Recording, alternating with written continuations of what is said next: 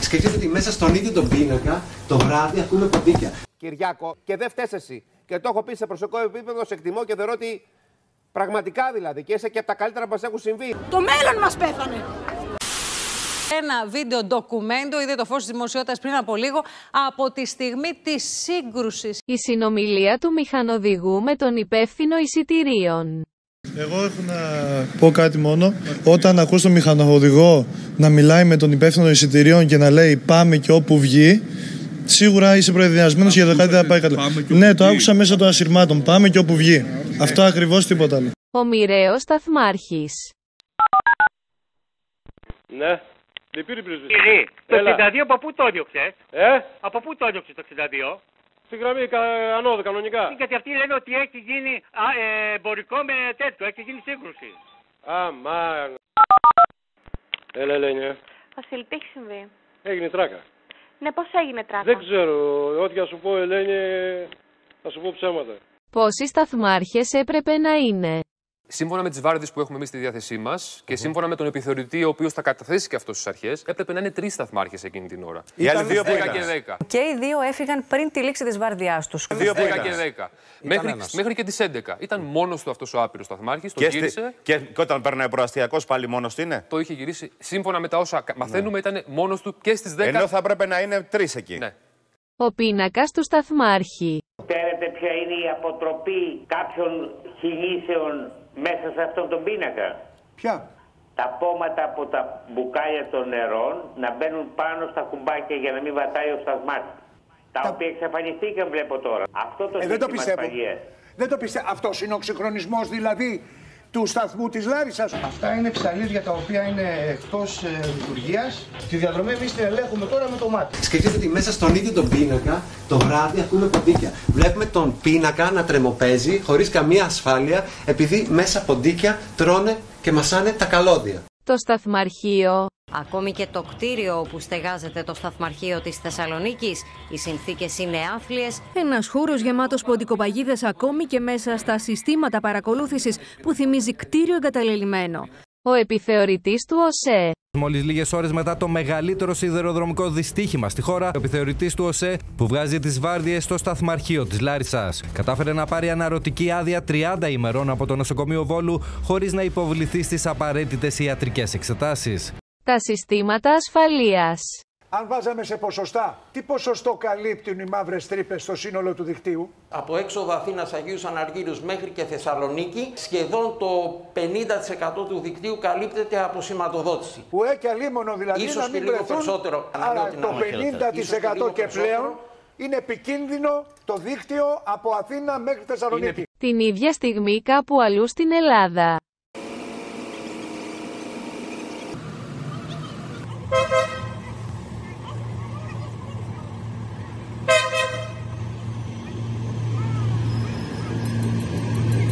Η πολιτική της Ελλάδας. Η είσοδος ιδιωτών στον ΟΣΕ είναι απολύτως απαραίτητη για να μπορέσει η Ελλάδα να πάει από το 19ο στον 21ο αιώνα. Εδώ μιλάμε καταρχάς για την ολοκλήρωση της μεταβίβασης της τρένοσέ. Άλλαξε και επισήμως ο μηχανοδηγός του ελληνικού σιδηροδρόμου. Στο τιμόνι βρίσκεται πλέον η Ferrovie dello Stato Italiane μετά τη μεταβίβαση του 100% της τρένοσέ, έναντι τιμήματος 45 εκατομμυρίων ευρώ. Όσον αφορά τους σιδηροδρόμους, επιμένουμε σε παρεμβάσεις οι οποίες δεν είναι πολύ ελκυστικές, να το πω πολύ απλά, δεν είναι πολύ σεξι. Μάλλον θα εκτροχιαζόντουσαν αν επιχειρούσαμε να τα κινήσουμε με αυτές τις ταχύτητες.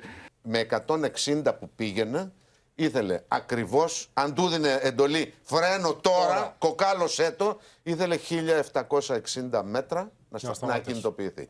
Γι' αυτό και επιμένουμε τόσο πολύ στα έργα της συντήρησης και της αναβάθμισης αυτού του δικτύου που από το 2015 και μετά εγκαταλείφθηκε.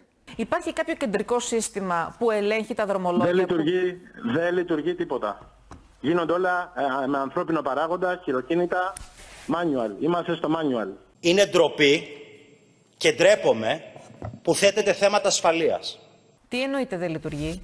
Δεν λειτουργεί, όπως σας το λέω, δεν λειτουργεί. Ούτε οι ενδείξεις λειτουργούν, τα φωτοσύματα, ούτε ο έλεγχος της κυκλοφορίας λειτουργεί. Είναι ντροπή 9 στις 10 οι μηχανοδηγοί από τη Λάρισα φεύγουν με κόκκινο φωτόσημο. Γιατί δεν λειτουργεί, κύριε Καμπουράκη, η τηλεδιοίκηση και η φωτοσήμανση? Όλα λειτουργούσαν. Τα πάντα λειτουργούσαν. Και πάμε τώρα στο απάβγασμα της ξεφτύλας. Σκονάκι κάναμε στα σχολεία καμιά φορά για να αντιγράψουμε. Για τα ΣΟΣ. Για τα επικίνδυνα θέματα. Υπάρχουν σκονάκια στους πολιτικούς. Δηλαδή, υπάρχει σκονάκι για το πώς θα διαχειριστεί τη δύσκολη ερώτηση. Το πιστεύει αυτό Έλληνας?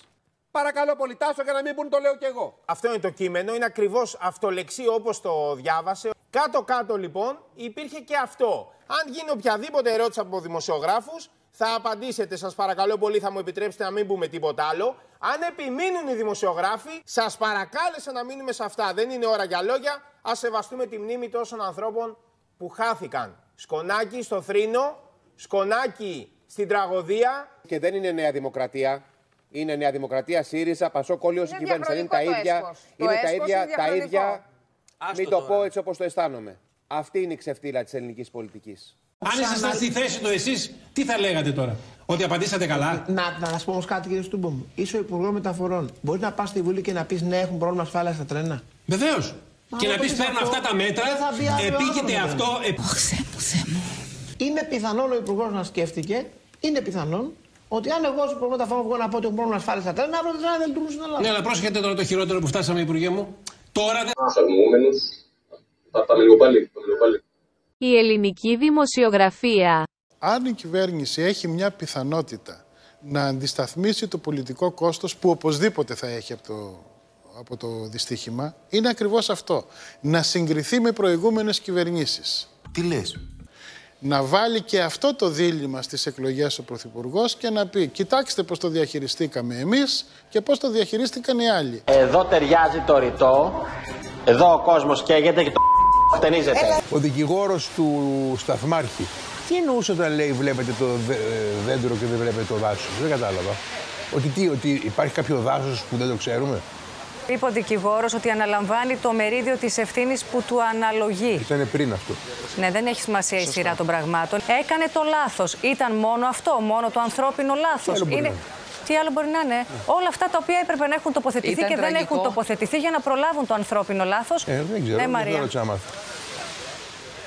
Συζητάμε αν αυτός ο άνθρωπος στα 59 του ήταν επαρκής για να κάνει τη δουλειά. Κάποιοι επέλεξαν έναν άνθρωπο 59 ετών, ο οποίος έκανε άσχετη δουλειά. Εγώ θα περίμενα, κύριε Βαγγελάκη, να βάλετε άλλο να κάνει το Σταθμάρχη. Δεν το βάζω με ηλικιακό ρατσισμό. 60 ετών άνθρωπος με τα λευκά του μαλλιά έγινε σταθμάρχης. Δεν το βάζω με ηλικιακό ρατσισμό. Και όχι, δεν είναι ένας ηλικιακός ρατσισμός αυτός. Όχι. Για τους γονείς των παιδιών που χάθηκαν σε εκείνη τη σχολική εκδρομή, ή για τους γονείς και τους φίλους των φιλάθλων του ΠΑΟΚ που σκοτώθηκαν το 1999 στο λεωφορείο που τους γύριζε από την Αθήνα πίσω στη Θεσσαλονίκη. Ο θάνατός τους, εμείς μπορούμε να λέμε ότι δεν πήγε εντελώς χαμένος. Τι λες? Δεν πήγε εντελώς χαμένος. Αυτό μπορεί να είναι το σημείο τομής ώστε η Ελλάδα να αποκτήσει επιτέλους ξανά σιδηρόδρομο που να λειτουργεί καλά και να λειτουργεί ασφαλώς. Σωστά. Έχω την αίσθηση ότι όταν έγινε το ναυάγιο του Express Σαμίνα και χάθηκαν άνθρωποι έξω από την Πάρο, εξυγχρονίσαμε την ακτοπλοεία. Όταν έγιναν 3 δυστυχήματα, 2 στα Τέμπη με τους φίλους του ΠΑΟΚ και 1 με τα μαθητούδια από την Ημαθία. Ναι. Και το 3ο στον Άγιο Κωνσταντίνο πάλι με μαθητές. Φτιάξαμε σύραγγες πάνω από τον Άγιο Κωνσταντίνο, ναι. Φτιάξαμε σύραγγες στα Τέμπη. Ναι. Άρα έπρεπε δυστυχώς να πεθάνουν και εκεί παιδιά σχολείου. Εδώ τι δηλαδή, πρέπει να έχουμε πρώτα... Δυστυχώς. Πρέπει να είναι αυτή η θυσία. Η θυσία είναι θυσία. Έγινε η θυσία. Έκατσε η τραγική μπίλια, να μιλήσω με όλους ρουλέτας, στην κυβέρνηση αυτή.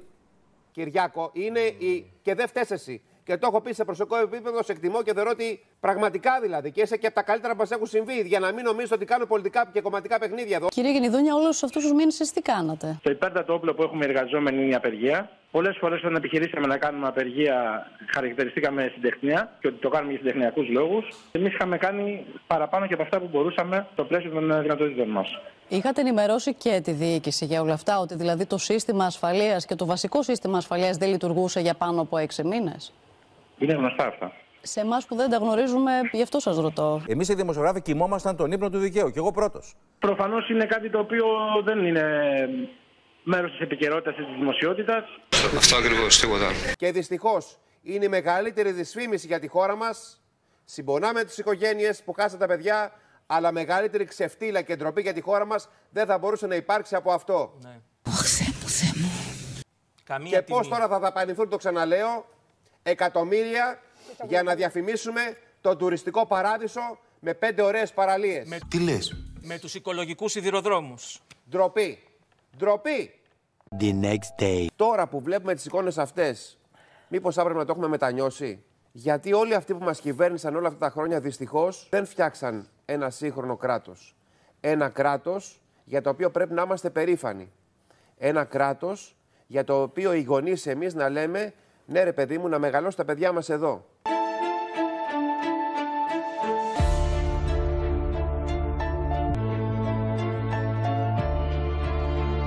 Ρε πάτε καλά εκεί πέρα έξω. Και εσείς μας λέτε πρωί-πρωί για τα πλυντήρια. Τα πλυντήρια είναι στο σπίτι σας, καλό πλύσιμο στα ρούχα σας. Καλημέρα και στην κυρία Λιζέτα. Μας λέτε και εσείς να εξαφανιστούμε. Τηλεόραση ανοίγετε να ενημερωθείτε. Εάν δεν θέλετε, μαζευτείτε όλοι μαζί και πείτε να κλείσουν οι τηλεοράσεις και να ενημερώνεστε από τα social media και από το ίντερνετ.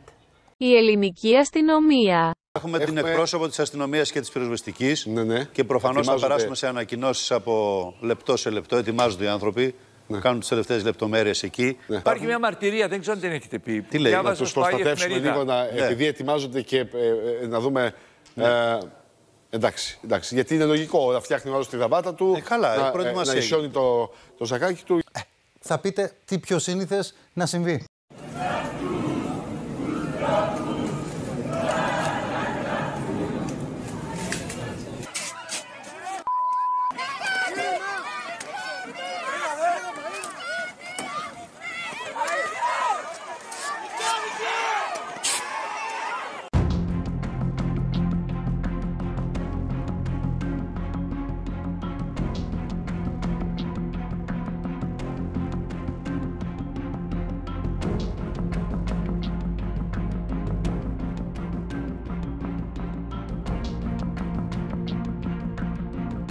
Η Επιτροπή Διερεύνησης της Τραγωδίας. Συγκροτήθηκε μια επιτροπή για να δούμε τα αίτια διερεύνησης της τραγωδίας και αν δεν κάνω λάθος, στην επιτροπή δεν υπάρχει πραγματογνώμονας. Ναι. Όχι, δεν υπάρχει. Αν δεν κάνω λάθος. Ναι, δεν υπάρχει. Πόσο ξέρουμε. Αλλά τα πορίσματα για να βγουν από τις επιτροπές πρέπει να έχουν πραγματογνώμονες. Αλλιώς δεν βγαίνουν πορίσματα. Αλλιώς τι δεν το κάνεις το πόρισμα. Ναι. Οι δικηγόροι της Ελλάδας. Λοιπόν, πάμε αμέσως στην Λάρισα, στην Αναστασία Αργυριάδου. Κάνει δηλώσεις ο κύριος Αλέξης Κούγιας που εκπροσωπεί οικογένειες θυμάτων. Πάμε να τον ακούσουμε αμέσως, να δούμε τι λέει. Εδώ συνέβη κάτι ασύλληπτο. Μου το έλεγε σήμερα η οικογένεια. Τους περίμεναν δικηγόροι έξω από το νοσοκομείο. Τους περίμεναν δικηγόροι έξω από το νεκροτομείο. Τους περίμεναν δικηγόροι στα σπίτια τους. Έρχονται στιγμές που πραγματικά εκεί αναδεικνύεται αν κάνουμε λειτουργήμα, εάν είμαστε ψυχροί επαγγελματίες. Είπε ο δικηγόρος. Και για το τέλος, τα ελληνικά δικαστήρια. Πήγα να καταθέσω, κύριε Γίγο, το παράβολο της υποστήριξης κατηγορίας και αν έχει το Θεό της η κυρία Ανακρίτρια, ζήτησε κυριακάτικα να της προσκομίσουμε τα 40 ευρώ υποστήριξης της κατηγορίας. Το παράβολο, ιδάλλως δεν θα δεχόταν τα θύματα και τους συγγενείς για να μπορούν να υποστηρίξουν την κατηγορία. Δηλαδή, εδώ χάθηκαν 100 ζωές, χάθηκαν 100 θύματα και η δικαιοσύνη ζητάει τα 40 ευρώ, ιδάλλως δεν θα δεχτεί την παράστασή μας. Αν είναι δυνατόν. Δεν έχει συμβεί πουθενά στον κόσμο αυτό το πράγμα. Εδώ δεν λειτουργεί το φωτοτυπικό μηχάνημα της ελληνικής δικαιοσύνης των δικαστηρίων της Λάρισσας. Αυτό μας έκανε σε όλους εντύπωση, κύριε Θοδωρόπουλε. Μπορείς να το μεταφέρεις, Αλέξανδρε. Τα οποία τρένα ήταν καρμανιόλας για αυτούς τους ανθρώπους. Είναι δυνατόν. Είμαστε σε αυτή τη χώρα, δυστυχώς. Το πώς φτάσαμε ως εδώ είναι μεγάλη κουβέντα. Φτάσαμε ως εδώ γιατί μας φέρατε κι εσείς εδώ. Οι θεατές από εκεί ψηλά. Δεν τελέσατε έγκλημα μόνον διαπράξεως που μας ψηφίσατε ως ανάξιους διαδόχους πανάξιων προγόνων, αλλά και διαπαραλήψεως. Μάλιστα, κύριε, διαπαραλήψεως. Διότι ανεχόσασταν όλα αυτά τα χρόνια, μην πω, ενθαρρύνατε κιόλας το βουλημικό σαράκι της εξουσίας να κατατρώει το τίμιο ξύλο της ίδιας σας της συνείδησης, της ίδιας σας της ψυχής. Τα πάντα ξεκινούν από τις αξίες. Ο κόσμος άκουγε αξία και το μυαλό του πήγαινε σε χρηματιστήρια, σε ομόλογα, σε τζίρο, σε ισοτιμίες. Κανενός το μυαλό δεν πήγαινε στην ανθρώπινη τιμή. που ποδοπατιέται καθημερινά στους δρόμους των πόλεων από την ανεργία, την απόγνωση, τη στέρηση της ελπίδας. Τι στέει λοιπόν? Αυτά τα παιδιά που βγαίνουν εκατοντάδες άνεργα από τις σχολές. Αυτά τα παιδιά που ως πολιτικοί τους τάζουμε τον ουρανό με τα άστρα χωρίς να υπολογίζουμε ότι μια μέρα αυτά θα σταματήσουν να λάμπουν. Αυτά τα παιδιά που αντί να μαθαίνουν φερπίν για τον ξυρισμό της Κύπρου, για τη γενοκτονία των ποντίων, μελετούν τα στατιστικά της παραγωγής βαμβακιού στη δεκαετία του 20. Αυτά τα παιδιά ίσως είναι η μόνη μας ελπίδα. Λάθος να ρίχνουμε όλες τις ευθύνες στο σταθμάρχη. Έκανε λάθος. Έκανε λάθος. Αλλά δεν φταίει μόνο αυτός. Φταίμε εμείς, φταίμε όλοι που έχουμε τους ίδιους και τους ίδιους και τους ίδιους που μας καταστρέφουν τόσα χρόνια. 1η Μαρτίου σήμερα, καλά μας μπήκε ο μήνας. Ξυπνάμε με δυστύχημα σε τρένο της Αθήνας. Στο Σιαθώη βρέθηκα νεκροί εκεί στα Τέμπη. Κοιμάσαι πια Τετάρτη και δεν ξέρεις για την Πέμπτη. Να μην κρυψούνε τίποτα, να βγουν όλα στη φόρα. Γιατί νιώθω σαν χώρα πως μας πήρε κάτι φόρα. Μια ζωή στο σύστημα να είμαστε παιχνίδια σας. Κι όσο για την ασφάλεια μας γράφεται στα. Πρέπει να γίνει έγκλημα, δυστύχημα ή φόνος. Να κουνηθούμε μέσα μας και να νιώσουμε πόνο. Δύο τρένα έρχονται αντίθετα χωρίς να έχουν πλάνο. Μπορεί να βγω από το σπίτι μου να πέσει αεροπλάνο. Μόνο καλή ανάρρωση και ανάπαυση ειρήνη. Να αποδοθούν ευθύνες και να βρούμε μια γαλήνη. Το Σιαθώη χάνονται και αυτό είναι απάνθρωπο, γιατί σε αυτή τη χώρα σεβόμαστε τον άνθρωπο.